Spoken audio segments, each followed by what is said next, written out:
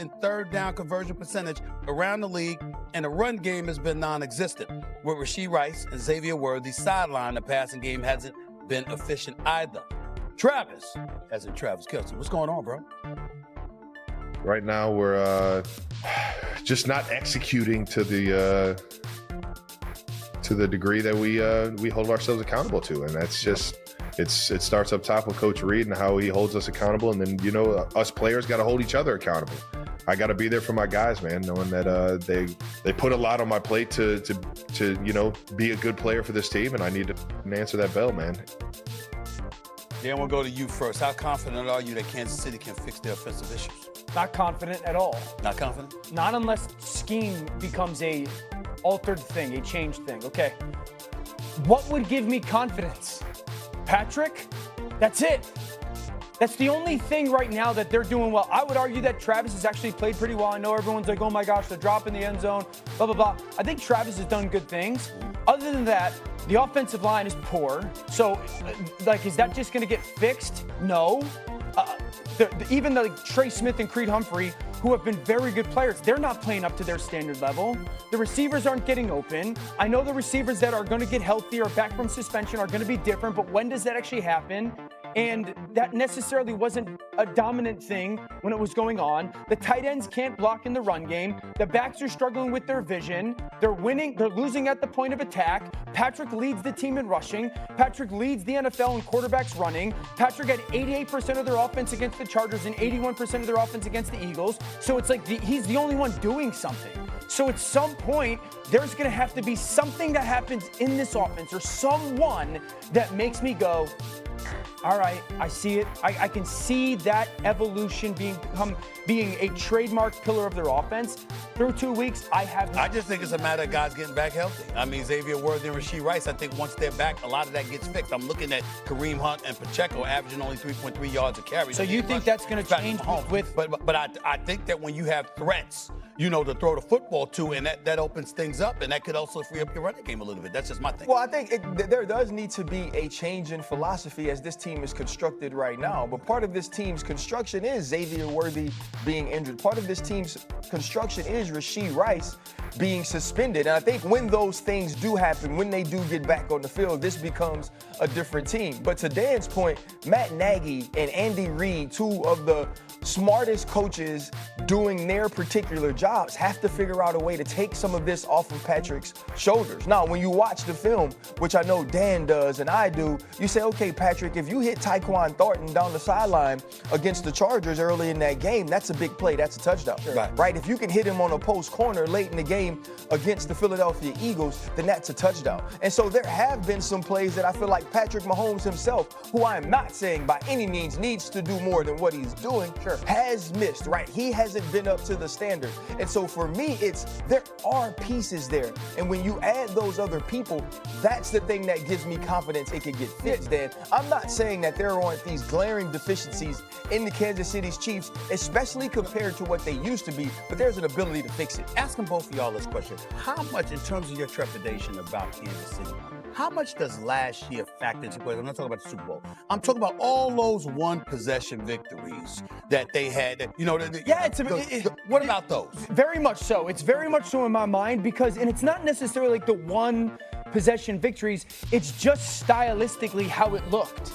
Just from like the deep football conversation, there's things that the offenses in football are doing well right now that are common. And then there's things that the offenses that are struggling in the NFL right now are doing that are common. And the Chiefs right now offensively fall on the ones that are struggling. I still think there's too much gun. I still don't believe that there's enough under center play action passes. And so I still don't believe that they play with enough tight ends that are in the run game. And so that absolutely factors in. And that's why everyone who continues, and I'm trying to be respectful here, that to say once Rashee and Holly or Xavier Worthy are back, it's going to make a difference. Rashee was a possession guy last year. He was get him the ball and do yards after the catch. So will that help? Yes. But is that really jumping to what the Chargers are wanting to do on offense, or what the Bills can do on offense, or what the Ravens can do on offense? God bless, no. And then Xavier Worthy, he averaged 10 yards a catch last year. It wasn't like he was going for 18 a catch, and oh my gosh, now we're expanding a defense. And so while he was a good player last year and hopefully taking a step forward, You're not fixing an offense that has deficiencies on your offensive line. I don't care if you bring Randy Moss. In the NFL, if you have an offensive line that is struggling both to block people in the run and the pass game, you're not fixing it with perimeter players. That's not how football works. Right. I agree with that to a point, right? Because there's also something that has to do with winning, right? Rashee Rice was able to win. And if you think about who he was down the stretch of his rookie season, he became that guy. He became the bunch guy, get him the low crosser, right? He became the dig guy on condensed splits, zombie routes where you're running the post behind him. And now you add Xavier Worthy to that. Now you have Xavier Worthy, you have Hollywood Brown, and you have Rashee Rice. Okay. There's a different sort of defense you have to play. We watched the pressure of the Philadelphia Eagles amp up and amp up and amp up as the game went along because they realized there was no one who could win out there, right? We saw the safeties draw closer to the line. And so in my mind, it's this. And there is trepidation for this reason. It's hard to deconstruct while within success. It's hard to say while we're continuing to win, while we're continuing to find ourselves in Super Bowls, let's pull back from being inside of it and pick apart how to be better. What do y'all make of the fact that I'm assuming that based on everything y'all saying, that explains why Patrick Mahomes is scrambling twice as much now thus far than he did last season. I'm talking about in terms of the rate of the scrambles. It's more than twice the amount of times he averaged last year. Is this why? Is this what's going on? Yeah, I mean, he's getting pressure and no one's open. So I mean, there was a point in the game, the Eagles game last week where I was watching him play and I'm like, he is literally going to just take the game over and just run through but people. That's why I bring up Worthy and Rice and what have you, because with Worthy, with Rice, with Travis Kelce, you haven't had these cats, or Hollywood Brown, let me not forget him. You haven't had these cats, even though they've been on a squad together since 2024. They haven't played one game together yet. Because there's always been an injury. And I'm with you. But this is the Chiefs. So, like, if we're asking the question, do you have trepidation or concern? Can they get back on track for what? Are we talking getting back on track to getting back into the division race or being a playoff contending football team or winning a Super Bowl? Let me go to RC with this one. Are you I can't believe I'm asking this question, but is KC possibly on upset alert against the Giants this week? Absolutely. Upset alert against the Giants? Absolutely. Wow. The Kansas City Chiefs aren't the Kansas City Chiefs that we used to know. And while I think they can fix some of their problems, you just listen to Dan tell you that they have issues blocking. Yeah.